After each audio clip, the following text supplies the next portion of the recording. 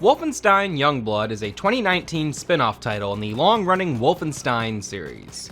Billed as the first modern co-op Wolfenstein adventure, the story picks up 20 years after the events of Wolfenstein 2: The New Colossus.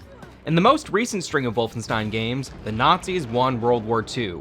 New York gets hit by an atomic bomb, America is in shambles, and it is only through the efforts of a ragtag crew of idealized social justice warrior archetypes that the Nazi threat is pushed out of America for good. At this point in the timeline, Wolfenstein protagonist BJ Blazkowicz and his wife Anya are raising twin daughters, Jessie and Zofia. BJ disappears, and his daughters do some sleuthing to find out that he is left on a secret mission to assist a resistance group in Nazi-occupied France. The girls, along with their pal Abby Walker, steal an FBI helicopter and some power armor suits and go off to try and rescue dear old dad. They're greeted by Juju, leader of the French resistance, who informs them that BJ was last known to be trying to gain access to a top-secret Nazi lab, Lab X. In order to enter Lab X and possibly find their father, the girls must hack the computers found deep inside of a trio of security towers, known as Brother 1, Brother 2, and, unsurprisingly, Brother 3. While I know that Youngblood is a co-op game, I don't really love playing co-op online and decided to partner up with an AI sibling on my quest to find our father. I want to say right now that I'm a huge fan of the Wolfenstein series in general, and I have been ever since I first played Wolfenstein 3D on my cousin's computer somewhere around 1993 or 94. I've completed almost every entry in the series and was extremely excited when I found out about Youngblood. However, this game really fell short of my expectations. The first thing I want to acknowledge is the overall tone of the game. One major criticism of the New Colossus was that it had a very uneven tone. One minute you're fighting Nazis, the next you're given a poop joke. Is this a working toilet I see before me? We're expected to be emotionally attached to these characters and their incredible struggle against a truly monolithic threat, but the tension that is built up is often interrupted by shit like this. I'm sorry, did you need this quote? Yes, motherfucker. Another criticism was that the cast of the game looked like it was dreamed up by some Nintendo Switch-loving bug man wearing a #resistpussy hat. You've got scary yet somehow impotent Nazis on one side, and on the other side you've got the black power lady, the self-hating fat white girl, the man with a sunken head, the balding effeminate conspiracy theorist, the wise old Jewish scientist, and the womanizing African dude.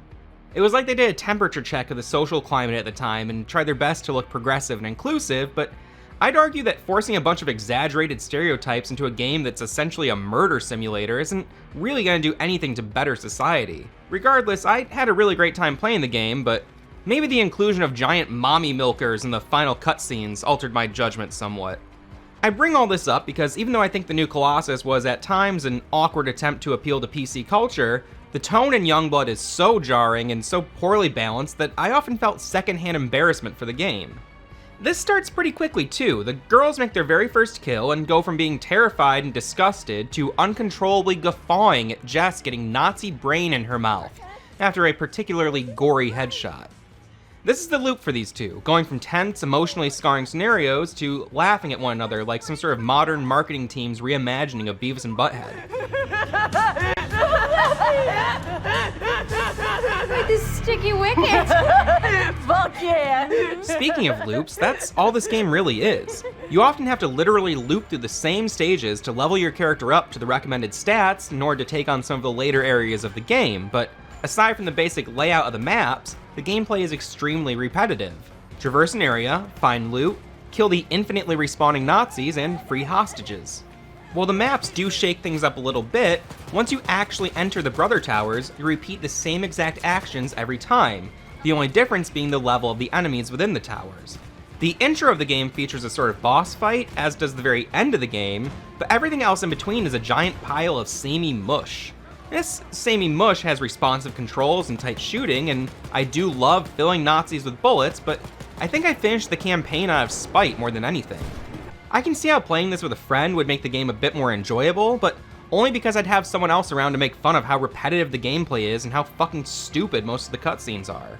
The last few years have seen a trend emerge where a popular IP is taken, the often white male protagonists are replaced with women or people of color, and then the product is repackaged and sold as some sort of exciting new take on the franchise.